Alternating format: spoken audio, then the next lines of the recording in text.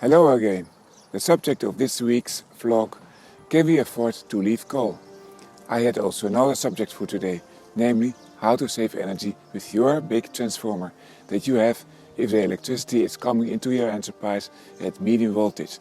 But maybe that is too specialistic and not all of you will have such a transformer. Well, to make this choice I need more of your comments, otherwise it's not clear what you want to hear, what you need. So the question today is if we can close the coal plants so that we will reach the climate goals earlier.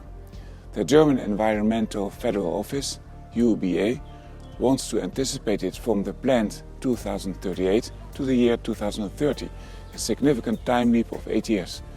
There are several other countries that depend on coal for electricity production, and some of them are very large countries. The same question is relevant for nuclear energy. I'm not giving here an opinion about these two energy sources, but only give some way to be able to address this problem. The answer to the question obviously depends on how much of the power demand we can cover with other sources of energy and from the demand itself.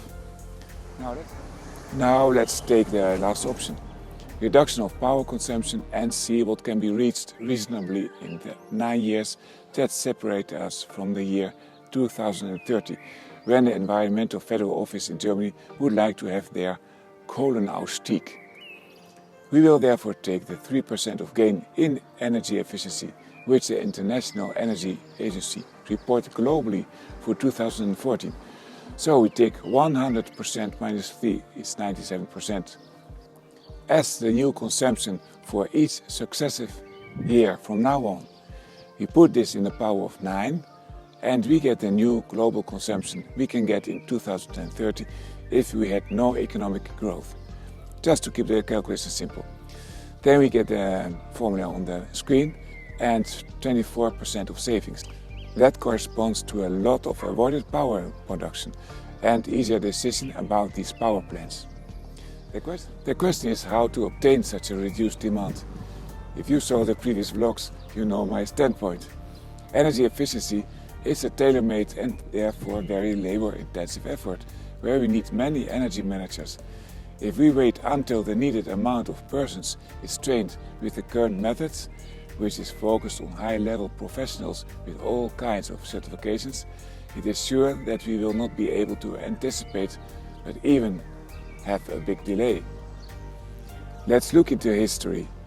The Battle of Britain is a great example of a situation where urgency triggered a different approach to capacity building.